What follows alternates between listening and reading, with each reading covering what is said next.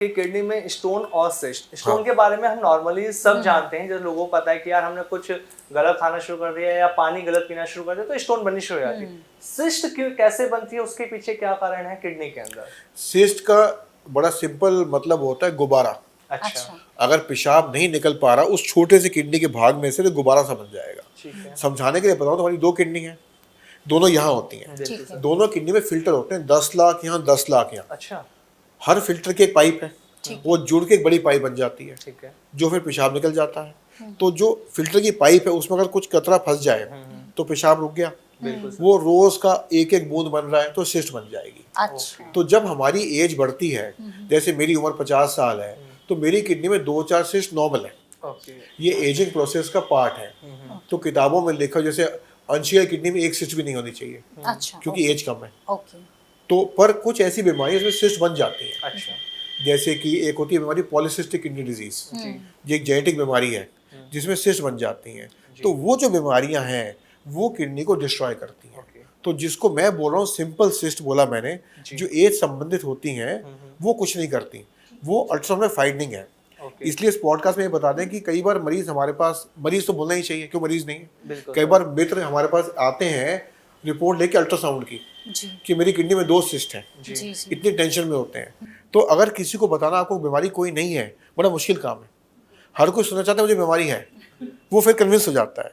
तो इसलिए 50 साल की एज में 2 सिस्ट कोई बात नहीं, पर अगर कोई बच्चा है छोटा या जवान आदमी है उसमें सिस्ट का मतलब बीमारी है। अच्छा। तो ये एक अल्ट्रासाउंड टेस्ट स्क्रीनिंग के लिए इसमें बड़ा काम आता होता है। सर मैं आपसे ये जानना चाहती हूँ कि आजकल जो लोग कहते हैं कि पैरों पे अगर स्वेलिंग है तो किडनी में गड़बड़ है, फेस पर स्वेलिंग है तो किडनी में गड़बड़ है, तो कहाँ पर हमें सचेत हो जाना चाहिए? क्योंकि अब हम जो हमारा लाइफस्टाइल है, हम पैर नीचे लटका कर बैठे हैं तो थोड़ी बहुत सूजन आ जाती है। कब हमें एक्टिव हो जाना चाहिए कि ये ठीक नहीं है? तो पहली बात तो नॉर्मल सूजन की बात करें, जो आपने बोला, लड़कियों को पीरियड से जस्ट पहले थोड़ा पानी इकट्ठा होता है। आपने जो देखा होगा रिंग टाइट हो जाती है जी जी, या चप्पल टाइट हो जाती है और पीरियड्स होते ठीक हो जाता है, वो नॉर्मल सूजन है। कुछ लेडीज को पीरियड्स बंद होने के बाद सूजन आ जाती है, वो नॉर्मल सूजन है।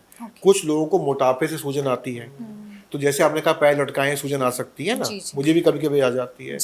पर जो सूजन बीमारी है वो है जो आपको तंग कर रही है। और सूजन किडनी की बीमारी का नहीं, आप मानेंगे नहीं, आपने अच्छा पॉइंट रेज कर दिया। Kidney failure, liver failure, heart failure and lung failure, इन चारों में सूजन आती है। अच्छा, आने का कारण अलग है, भाई सिम्टम है ना, सूजन एक लक्षण है, बीमारी नहीं है।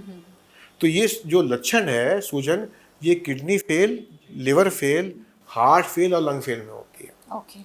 किडनी की सूजन अक्सर कहाँ आती है? अक्सर वो आंखों के आसपास आती है। अच्छा। जब कभी आप सूजन की बात कर रही हैं तो आप बात कर रही हैं पैरों की सूजन की, जो लटकाने पे आती है। पर अगर सुबह आप उठे और आपकी आंखों के आसपास सूजन है इस इलाके में, तो मतलब फिर तकलीफ आपको किडनी की शायद शुरू हो गई है। अच्छा। और अगर आपकी सूजन ऑलमोस्ट सेम है तो ठीक है, पर दिन भर में सूजन बढ़ती जा रही है, पर उसके साथ और सिम्टम आ रहे हैं, जैसे कि सूजन में गड्ढा बनाए तो गड्ढा बहुत गहरा बन रहा है। अच्छा, ओके। आपको पेशाब कम आ रहा है, आपका सांस फूल रहा है, आपको भूख कम लग रही है, जो आमिर और मैंने बात की थी सिम्टम्स की। तो अगर आपको और भी कोई सिम्टम्स हैं तो आपको सचेत हो जाना चाहिए। पर मैं क्या कहता हूँ कि दर्द बड़ी अच्छी चीज़ है। दर्द भगवान जी का दिया हुआ गिफ्ट है आपको। वो कहते हैं कुछ करो अपने बारे में ना, वैसी सूजन। तो अगर सूजन है तो आपको अपने डॉक्टर से मिलना चाहिए। और अगर वो कहते हैं कि कुछ नहीं है तो अच्छी बात है, पर अगर फिर भी कुछ है तो आपको बेसिक सिंपल टेस्ट करा सकते हैं। कोविड के बाद इतनी लैब्स खुल गई हैं और आपको फोन आते होंगे, 800 रुपए में फुल बॉडी चेकअप करा लीजिए ना। आज की डेट में मुझे नहीं लगता कि 800 रुपए कोई बड़ी चीज है, जब हर एक के पास 1 लाख का फोन है, मुझे छोड़ के। तो इसलिए हर सिम्टम, चाहे वो सूजन है, चाहे वो बाल झड़ना है, चाहे वो खांसी है, चाहे वो दर्द है, निगलेक्ट नहीं करना चाहिए। 1 दिन लगा लें, 2 दिन लगा लें, 3 दिन लगा लें, पर उससे ज़्यादा उसको नहीं रहने देना चाहिए।